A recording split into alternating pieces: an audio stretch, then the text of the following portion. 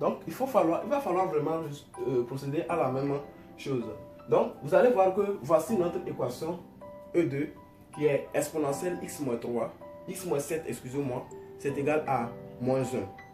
Alors, nous passons au dv. dv, c'est toujours la même condition. Donc, on aura quel que soit x que nous prenons dans R, étant donné que la fonction exponentielle est toujours positive, nous devons avoir expo x moins 7 supérieur à 0. Je ne cesserai toujours de le dire, quel que soit x moins 7 que nous prenons dans R, exponentielle x moins 7 est positive. Donc, ce qui veut dire que dv, rapidement, c'est R, ensemble de nombres réels. Je profite en même temps de vous dire que, quelle que soit la résolution d'une équation comportant la fonction exponentielle, si la condition est portée sur la fonction exponentielle, sachez que le domaine de validité est toujours R. Pourquoi? Parce que la fonction exponentielle elle-même, elle est une fonction qui est positive sur R. Je dis bien sur R. Donc, ce qui nous permet de trouver catégoriquement l'ensemble des nombres réels à chaque fois au niveau de l'ensemble de validité. Donc, une fois trouvé l'ensemble de validité, nous passons immédiatement à la résolution de cette équation.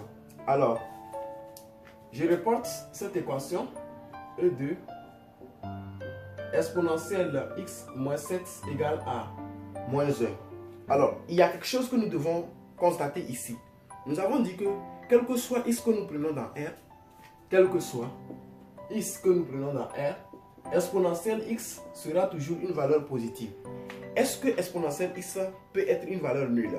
Non, il n'existerait jamais un nombre dans R de telle sorte que expo ce nombre va donner 0. Ou alors expo ce nombre va donner une valeur négative. Jamais, il n'existe pas. Alors donc, vous êtes sans savoir que exponentielle x moins 7 égale à moins 1, ça contredit. Alors nous sommes avec une absurdité. Ceci là est absurde. Nous ne pouvons pas dire que expo x moins 7 peut être une valeur négative, encore moins une valeur nulle. Donc ce qui veut dire que ceci là, exponentielle, cette équation, exponentielle x moins 3 égale à moins 1, a priori est absurde. Alors, il n'existerait pas de solution. Donc notre ensemble de solutions, c'est l'ensemble vide. Alors je l'ai dit dans l'autre vidéo, qu'il y a d'autres qui écrivent aussi l'ensemble vide comme ça. Ils font ceci et ils ne mettent rien dedans. C'est aussi l'ensemble vide. Voilà. Donc, voici maintenant à la résolution de cette troisième équation à laquelle nous pouvons rapidement décortiquer. Je vous l'ai dit, à chaque fois que vous avez la fonction exponentielle, et si il va falloir porter, comment dirais-je, la condition sur la fonction exponentielle, l'ensemble des validités sera toujours R.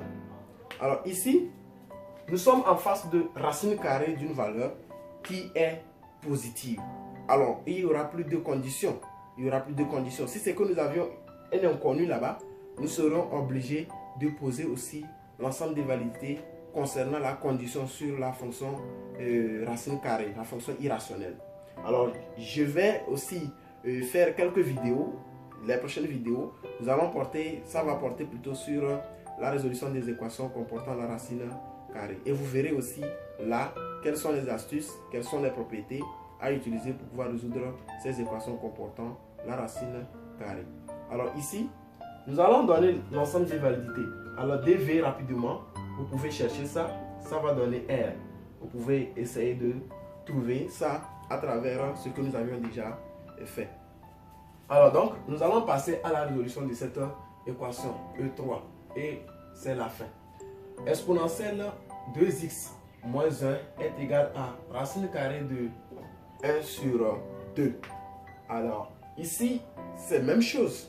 Nous avions entre-temps dit que si x est dans R et y est dans R plus non nul, exponentielle x égale à y équivaut à x égale à ln de y. Alors vous voyez clairement que racine carrée de 1,5 est une valeur positive qui est différente de 0. Donc nous pouvons facilement appliquer cette propriété là ici. Alors nous avons exponentielle, on l'applique ici, ça fait exponentielle 2x moins 1, ce qui nous amène ici 2x moins 1 égale à ln de racine carrée de 1 sur 2. Et puis je vous rappelle un peu, en classe de 3e, nous avions appris que lorsque nous avons A et B des valeurs positives, telles que B est différent de 0, nous devons avoir aussi quoi? Racine carrée de A sur B, ça nous donne racine carrée de A sur racine carrée de B. En fait, la radicale est distributive. On parle de distribution de la fonction radicale, de la fonction racine carrée. Donc, on peut distribuer ça sur cette fraction-là. Alors, vous devez aussi retenir que racine carrée de 1 nous donne 1. Parce que racine carrée de 1 est un carré parfait. Alors, nous pouvons toutefois dire que ça fait 1, racine carrée de 1, le tout au carré, et ce qui nous donne 1. Alors, donc, nous allons appliquer ça ici. Nous allons appliquer ces deux propriétés-là ici. Nous avons 2x moins 1 égale ln de racine carrée de 1 qui est égal à 1. Je vais immédiatement le mettre. Qui est égal à 1. Le tout sur racine carrée de 2. Voilà. Ce n'est pas fini. Toujours, nous faisons l'expression conjuguée. On ne laisse jamais le radical au dénominateur. Donc, il faut faire l'expression conjuguée pour envoyer la racine carrée là au numérateur. Donc, j'aurai toujours 2x. Je balance le moins 1 là rapidement ici. Ça me fait 1 plus ln de racine carrée de 2, le tout sur 2.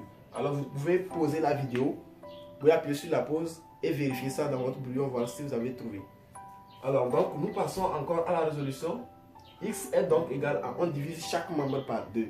Alors, nous avons 1 plus ln de racine carrée de 2, le tout sur 2, le tout encore sur 2.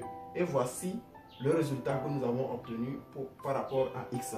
Ça veut dire que pour que exponentielle 2 fois multiplié par un inconnu, moins 1 va donner racine carrée de 1 sur 2, il faut que cet inconnu là soit égal à toute cette quantité là. 1 plus ln de racine carrée de 2, le tout sur 2, le tout sur 2.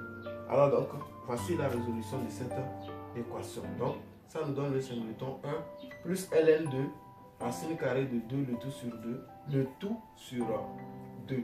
Voilà. Plutôt, c'est ça. Nous voici, disons, à la fin de ces résolutions, de ces équations. Et si jamais cette vidéo vous a plu, n'hésitez pas à vous abonner à ma chaîne YouTube. Activez la cloche de la notification pour ne manquer à aucune de mes nouvelles vidéos. Cependant, rendez-vous à la prochaine vidéo. Ciao.